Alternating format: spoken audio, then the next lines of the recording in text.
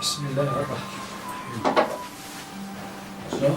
بهجة أرجيري كانت أرجيري خانديري عربي دحرة ويسوي لي حماجتك جتنك مهاجرين مشهور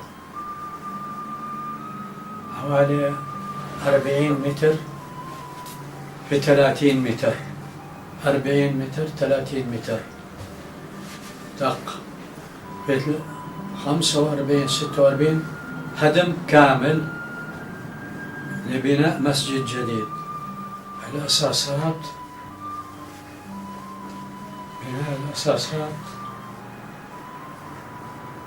الله يرحمه سيد بطل أحمد أصحاب.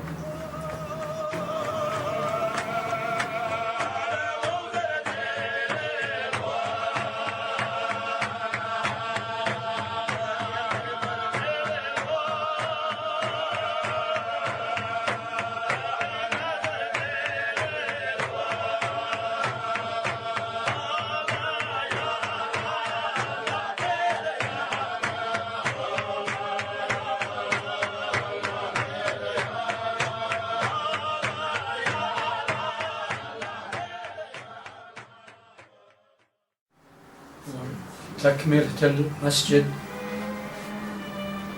بناء الحجر النظيف متعهد اسمه يعقوب الشرفة من القدس، أصله من القدس. بنى بناء المسجد بدأ في 47. في 48 كان مشان يسقفوا السقف بدهم يطلبوا العونة. الحج بيقري أبو ياسين طلع على الميدانة كان ينادي على كل واحد باسمه في عونة إنه نعقد للمسجد، صب للمسجد. كان هناك العمارة اللي عند العين لشفيق الحايك قاعد على البلكون هو ويوسف عمخان أبو إلياس كان وكيله في العمارة لما يغيب. وهذا لما صار ينادي ما بيعرف ينادي يقول يا حايك، قال حايكات حايكات مسجد بده عونة. أحمد الكايد كان يقول كايدات مسجد بده عونة. ولا يعني ما بيعرفش لأنه لغته العربية كانت ضعيفة جدا. فشفيق الحايك بيسأل يوسف أبو إلياس قال شو هذا؟ قال بدهم يعقدوا مسجد جديد مشان بيلموا مساعدة مشان يعقدوا المسجد، سقف المسجد. شفيق الحايك قال ليوسف روح نادي على الإمام.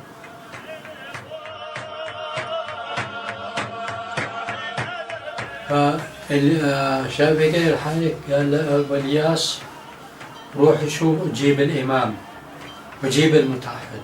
نزلوا الإمام والمتعهد عند شفيق الحايك. بيسأل شفيق الحايك بيسأل المتعهد شو بيكلف العقد بداية 48 أو نهاية 47 هيك شيء يعني. قال بيكلف 300 ليرة مصبوب جاهز. شفيق الحايك أعطى الشك.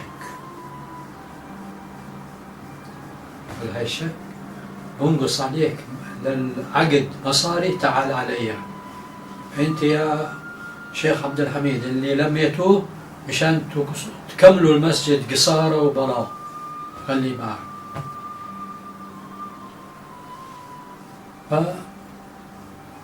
فجابوا يعقوب الشرفة عقد العقد وصبها وكمل هذا والحمد لله. فالمسجد ظل تقريبا طلعوا اللاجئين أول لاجئين من فلسطين كان لسه مش مقصور ولا مصبوب أرضية، شبابيك ما في، أبواب ما في. في نهاية 48 في بداية 49 كملوا المسجد، بنى وكل شيء جاهز، بدأوا يصلوا فيه. في الستينات بنوا قسم من المسجد من الخلف بحدود 4 متر 5 متر ما بعرف قديش على عرض المسجد. هذا اللي بناه من القيسية، كان المتحد قيسي كان ساكن عندنا اسمه محمد، هو وأخوه بنوا المسجد، محمد وعطية إخوة اثنين بنوا المسجد الخلفي هذا أبو 4 متر 5 متر، وعقدوها وكملوا خلصت. وظلت المسجد على هالحال.